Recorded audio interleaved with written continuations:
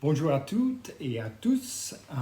C'est le frère John Paul ici. Vous avez peut-être détecté un petit accent. Je viens des États-Unis pour ce temps de 24 heures pour Dieu, paroisse Saint-Laurent. On a on a pensé que ça va être bien de prendre ce temps de remettre en face de Dieu, surtout pendant ces temps de carême et ces temps de un peu de stress au niveau de coronavirus et tout cela. On est un peu inquiet et on va prendre ce temps, des temps d'enseignement pour recevoir à nouveau le don de Dieu pour nous. Et je ne veux pas parler juste simplement d'un don, une petite consolation. On parle de le consolateur, la bénédiction de Dieu lui-même, qui est l'Esprit Saint. Et c'est comme n'importe quel cadeau. Si on a les mains pleines de nos affaires, nos inquiétudes, notre stress pour le coronavirus et tous les machins, notre boulot et tout cela, si on a tout cela dans nos mains, comment on peut être ouvert pour recevoir le don de Dieu? Eh bien, on a besoin de débarrasser les choses, prendre un temps de pause, mettre les choses à part, pour qu'on puisse avoir les mains ouvertes pour recevoir le don de Dieu. Et de ce processus de purification ou de conversion, c'est pas drôle, mais c'est l'œuvre du Père. C'est l'œuvre du Père dans notre vie pour qu'on soit pleinement à Jésus, pour qu'on soit pleinement vivant. Parce que Jésus est venu, Jean 10, je suis venu pour qu'ils aient la vie et la vie en abondance. C'est ça, c'est pour cela qu'on fait ce temps d'enseignement, cette démarche de conversion, se tourner vers Dieu pour qu'on ait la vie en abondance. Le passage que je veux aborder d'abord est le passage de Luc qui nous montre bien qui est Dieu pour nous. Dieu n'est pas un dictateur qui nous envoie le coronavirus pour un châtiment, il nous fait peur de nous châtier, c'est pas le châtiment, mais Dieu est Père. C'est ça, Jean 15, il écrit aussi, je suis la vigne véritable et mon Père est le vigneron. Du coup, si on expérimente ce temps de purification, de taille du Père, il faut regarder le but. Regardez le Père, regardez Dieu qui est amour, qui est toujours avec nous. Et il veut le bien, il veut notre bien. Moi, je vous dis, demandez et on vous donnera. Cherchez et vous trouverez. Frappez et on vous ouvrira. En effet, quiconque demande reçoit, qui cherche trouve, à qui frappe on ouvrira. Quel père parmi vous, quand son fils lui demande un poisson, lui donnera un serpent au lieu de poisson? Ou lui donnera un scorpion quand il demande un œuf? Si vous, qui êtes mauvais, vous savez donner de bonnes choses à vos enfants, combien de plus le Père du ciel donnera-t-il l'Esprit Saint à ceux qui le lui demandent? Eh bien, mes chers amis, il s'agit du don du Père. Il s'agit de l'Esprit Saint pour qu'on soit pleinement rempli avec l'Esprit Saint. Et pour cette marche, ça exige, comme je disais tout à l'heure, qu'on débarrasse les choses qui nous empêchent d'être pleinement vivants, d'être pleinement à Jésus. Alors, peut-être on peut se poser la question, mais quelle est la chose qui m'empêche d'être pleinement à Jésus? Quelle est la chose dans ma vie qui ne porte pas de fruits? Quel est le lieu de ténèbres qui devient un lieu d'amertume qui me bloque de Dieu, en effet? Eh bien, on a cette démarche de conversion. Cette conversion, ça veut dire de tourner vers Dieu, se détourner de ce qui va mal pour se tourner encore plus vers Dieu. Et il y a une petite démarche qu'on doit faire. Par exemple, vous avez mal, peut-être vous avez un peu de paranoïa par rapport à quels sont les symptômes de de coronavirus, eh bien, vous allez au médecin, n'est-ce pas? Vous ne dites pas, bon, c'est pas grave, je vais me débrouiller, ça va. Non, non, non, non. Vous avez besoin d'aller au médecin pour voir quel est le diagnostic. Qu'est-ce qu'il y a dans ma vie qui ne porte pas de fruits? Alors, on a ce processus et on voit les symptômes.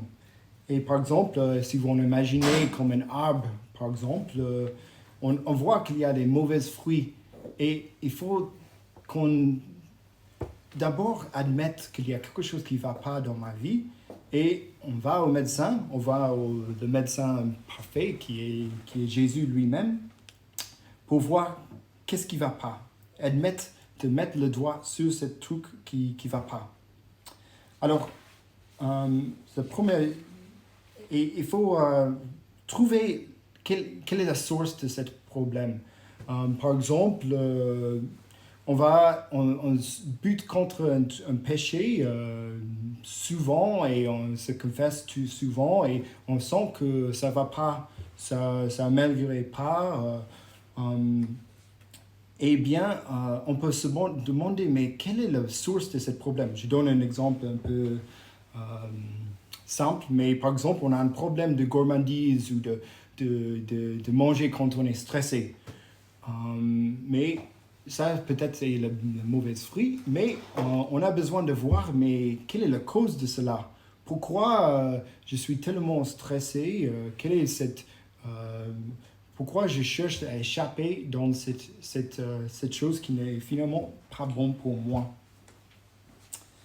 Alors, on va parler un petit peu de ce bouquin par Neil Lozano, Délié.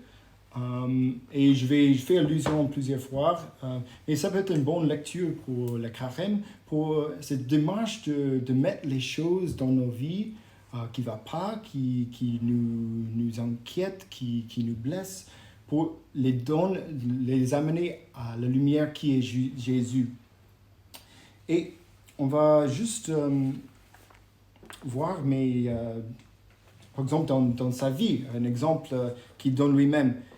Il a eu une conversion dans son mariage et il voyait qu'il y avait quelque chose qui n'allait pas. Il essayait de trouver les solutions, il essayait de demander les prières et tout cela, mais ça ne marchait pas. Du coup, il a demandé la prière de ses frères. Il a demandé la prière parce qu'il sentait qu'il y avait un truc qui ne va pas, un esprit mauvais qui l'empêchait, une blessure qui l'empêchait. Et ça s'est passé pour plusieurs années. Il ne trouvait pas quelle était la source de ce problème. Et bien, il a eu cette grâce, cette révélation.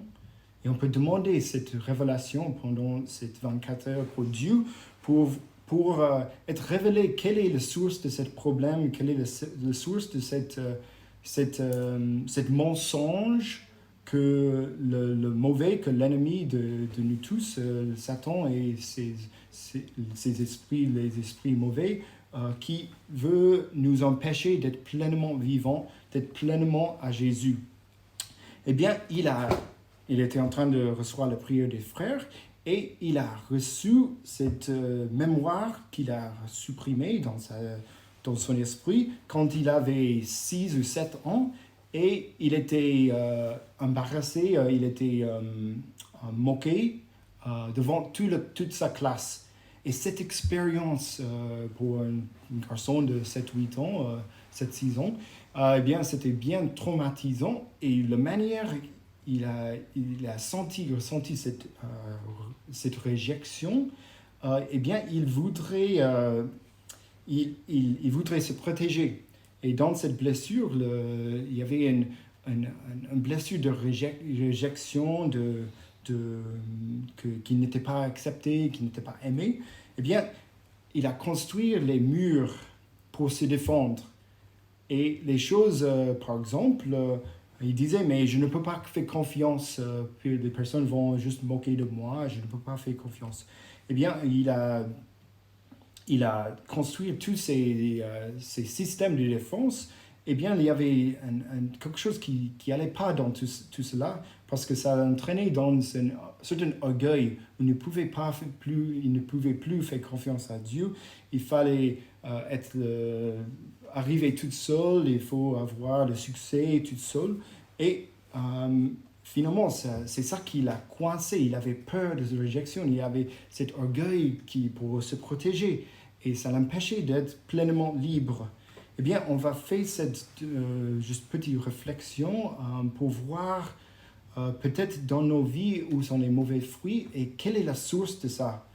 On a besoin d'avoir le courage de regarder en face qu'est-ce qui ne va pas dans notre vie. Et pas seulement de regarder en face, mais de regarder quel est le truc derrière cela. Quel est le truc plus profond. Regarder au-dessus de l'épaule. C'est une image, mais pour voir quand même quel est le truc qui ne va pas et que j'ai besoin de présenter à Jésus. On a besoin de prendre un pas et on a ce temps d'adoration, on a ce temps d'adoration et de confession pour remettre à la lumière. Pour dire que Jésus, comme Pierre qui était en train de se noyer quand il marchait sur les eaux, il sentit son besoin, il sentait qu'il avait besoin d'être sauvé. Et il n'a pas juste dit, mais oh, ça va, je vais juste me noyer, c'est pas de problème. Non, il voyait, il se tournait vers Jésus et il criait, Seigneur Jésus, sauve-moi. On a besoin de cette expérience aujourd'hui et pendant toute notre vie chrétienne de retourner à Jésus, surtout dans le sacrement de confession, pour crier, pour dire que je n'arrive pas tout seul. Je n'arrive pas tout seul. J'ai besoin de toi, Seigneur. J'ai besoin de Jésus. Et vous connaissez qu'est-ce que ça veut dire, Jésus. Jésus, ça veut dire Dieu sauve. Et chacun de nous doit avoir cette conviction que Dieu veut me libérer. J'ai expérimenté ça dans ma propre vie. J'étais esclave de tellement de péchés. J'ai perdu ma foi, j'avais des doutes, j'avais des tristesses, je n'avais plus d'espérance. Eh bien, Jésus venait et me cherchait dans cette lieu de ténèbres pour me ressusciter, pour me délier de tous les lieux, des chaînes qui m'empêchaient d'être pleinement vivant. Et c'est possible. C'est possible, ce chemin de conversion, ce chemin de pardon, pour qu'on puisse recevoir Jésus pleinement dans notre vie, pour qu'on soit rempli avec l'Esprit Saint, eh bien c'est possible. C'est ça que je voudrais partager et vous donner l'envie d'aller à fond et rencontrer Jésus, parce qu'il a quelque chose à vous donner cette jour-là. Il a quelque chose à vous dire, quelque chose de vous libérer pendant ce temps d'inquiétude, de stress. Eh bien, venez vers Jésus qui est notre paix. Il est notre paix. Alors, revenir à cette analogie d'un diagnostic, c'est un exercice qu'il m'a dit ça une fois. Il disait que les démons, souvent on a tellement de peur qu'on exagère, que c'est un monstre on n'a plus de pouvoir et ça nous enchaîne et on ne peut plus avancer. Eh bien, il a donné cette image. Il disait les démons, les mauvais esprits, ils sont comme les équerelles. Je ne sais pas si je dis ça bien. Équerelles, vous comprenez? Les équerelles ne sont pas énormes, un truc qui va détruire la maison dans un coup, mais ils sont quand même embêtants, non? Des équerelles, non? Non? Non. C'est quoi une équerelle? Un équerelle, c'est comme un rat, mais ça a un cou qui a beaucoup de... C'est un rongeur. C'est une fouine. Une fouine? Ouais. Un truc dans le genre. Vous comprenez qu'est-ce que je veux dire? Oui. Okay. Innuisible. Ok. Du coup, bien sûr, c'est embêtant, mais ça n'a pas de sens. Quelquefois, on vient vers Jésus et dit, mais il faut que vous exterminez, vous enlevez ça tout de suite. Mais peut-être la question plus profonde est de dire, mais d'où viennent ces petites bêtes qui ont un lion? Ils viennent d'où, en effet? Peut-être il y a un trou peut-être par négligence, on a par exemple, on a laissé l'eau couler et il y a un grand trou dans le toit. Peut-être on n'a pas fait les entraînements pour la maison pour que ça soit au top. Eh bien, c'est ça la question. Et de trouver quelle est la source de ce problème pour qu'on puisse donner ça à Jésus et de renoncer à cela. Et c'est ça que la prochaine étape est de regarder les choses en face et de dire, mais ça c'est un problème, Seigneur, je te présente cela et je renonce. On dit ça chaque année pour le Vigie pascal. Je renonce Satan et ses œuvres et à ses pompes. Ce processus de deuxième partie de conversion, c'est de fermer la porte au mauvais esprit, c'est de fermer la porte au péché. Et bien sûr, on a quelquefois les attachements, et on dit, mais c'est pas tellement grave, c'est mon petit péché à moi, c'est pas très très grave, je suis quand même un bon catholique, et je sais pas quoi. Non, Jésus nous dit en Jean 8, chaque personne qui commet un péché est esclave au péché. Et on a besoin de prendre cette pas de renoncement, de dire, mais je ferme la porte, je ne veux plus de ce péché. Je veux être complètement libre pour être pleinement donné à Jésus. Et bien, dès qu'on a identifié ce moment qui est difficile, peut-être c'était un traumatisme, comme avec Neil Lozano. Peut-être c'est un manquement dans nos familles, une blessure de nos parents ou quelque chose comme ça, ou juste notre patron au boulot qui nous embête. Eh bien, on a besoin de trouver quelle est la source de cela et de renoncer à ce comportement qui finalement ne conduit pas au bonheur. Et je vous invite de faire cette démarche pendant la confession, de vraiment d'avoir cette contrition au cœur, de dire, mais quelle est la raison que je tombe souvent dans ce péché, quelle est la raison profonde, et de donner ça à Jésus et de renoncer. Quelquefois, on a besoin de renoncer en haute voix, de dire, mais je renonce au nom de Jésus, je renonce cela, je ne veux plus de cela. Et vous savez que Jésus répond à cet appel, il répond à nos prières, il est toujours là. Il est toujours là, prêt de nous donner la vie en plénitude. Et l'autre part que je veux parler dans cette étape de conversion, c'est l'autorité. On a l'autorité sur notre vie. Bien sûr, on peut avoir des expériences très douloureuses où on a été légitimement vraiment des victimes, mais on ne peut pas, il n'y a pas quelque chose dans notre vie qui peut nous empêcher, qui peut voler notre identité profonde qu'on est enfant de Dieu. Personne ne peut voler ça de nous. Il faut avoir cette conviction et avoir cette conviction que à notre baptême, eh bien, Jésus, il nous a lavés avec son sang. Il nous a sauvés. De revenir, il faut qu'on revienne sans cesse à cela, de regarder la croix de Jésus, de regarder cette eau et sang qui coule de son cœur, qui nous lave de tout péché. Il faut avoir cette conviction et de revenir à cette conviction dans le moment de confession, de dire, mais je suis un enfant de Dieu. Les puissances du mauvais, ils n'ont plus de pouvoir sur moi. Si je renonce, si je n'accueille pas ce mensonge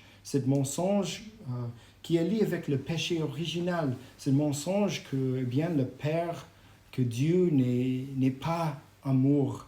C'est ça que dans la Genèse qu'on voit la tentation de Satan, c'est pour dire, mais Dieu, il ne veut pas notre bien. Il veut nous empêcher d'être heureux. Et c'est un mensonge. C'est un mensonge. Il faut nommer les mensonges dans notre vie que petit à petit, on a écouté et assimilé et commencer à s'identifier à ces mensonges. par exemple, quelqu'un qui a une mauvaise estime de soi parce que quelqu'un a toujours dit mais tu es moche, tu es nul, tu n'es pas assez intelligent, tu n'es pas assez drôle. Petit à petit, on commence à croire cela, on commence de vivre selon ces mensonges. Et c'est Satan qui est le père de mensonges qui nous empêche d'être pleinement vivants, d'être pleinement libres comme les enfants de Dieu. Et c'est ça, cette étape d'autorité, de dire, mais je ne veux plus de ce mensonge. Je suis un enfant de Dieu, je suis un enfant bien-aimé du Père. Les paroles de Dieu le Père pour Jésus, tu es mon fils bien-aimé en qui je trouve toute ma joie, eh bien c'est pour nous tous, c'est pour nous tous. Et on a besoin d'entendre cela dans ce temps d'inquiétude, de ce temps de stress, et de revenir aux sources, notre identité profonde, et de revenir à notre destinée, à notre but, le but de notre vie, d'être les saints, d'être pleinement vivants, d'être pleinement disponibles pour devenir la bénédiction. C'est ça le plan de Dieu pour notre vie. C'est pas de... bien sûr, on a reçu les coups, on a reçu des malédictions, mais il ne faut pas s'arrêter à cela, parce que Dieu veut donner vie, il veut nous donner la vie en plénitude. Il veut que ces lieux de souffrance, de douleur, qu'ils deviennent les lieux de bénédiction. C'est ça, c'est très beau avec la résurrection de Jésus. Il a pris tout ce malheur, toute cette souffrance, toute cette angoisse sur lui-même, et il a le fruit de cette souffrance. Il est blessé par nos péchés, mais à la résurrection, il nous montre que la blessure, le péché, ce n'est pas le dernier mot. Le mal ne triomphe pas. Dieu est plus fort. Dieu est plus fort que tout cela. Et il montre cela dans ses plaies glorieuses. Eh bien, c'est impressionnant que Jésus n'ait pas ressuscité en guérissant ses plaies complètement. Il reste là. Il y aura des cicatrices, mais ils deviennent les lieux de lumière, les lieux qui donnent de vie, qui deviennent les sources de paix. Quelles sont les premières paroles que Jésus dit à ses apôtres après la résurrection? Ils sont dans la peur, ils sont dans le stress, ils sont dans l'angoisse. Et Jésus vient à eux et dit, paix soit avec vous. Ma paix, pas comme le monde donne, mais ma paix. Eh bien, on a besoin de recevoir, j'ai besoin de recevoir cette paix pendant cette temps d'angoisse. Eh bien, c'est la première partie de débarrasser pour recevoir pleinement ce don de Dieu, ce don de l'Esprit Saint.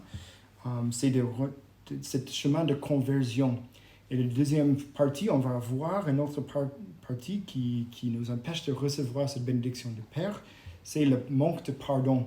On va parler un petit peu de pardon et comment le pardon nous débarrasse de toutes les amertumes pour qu'on soit disponible, pour qu'on soit pleinement ouvert pour recevoir la bénédiction de Dieu.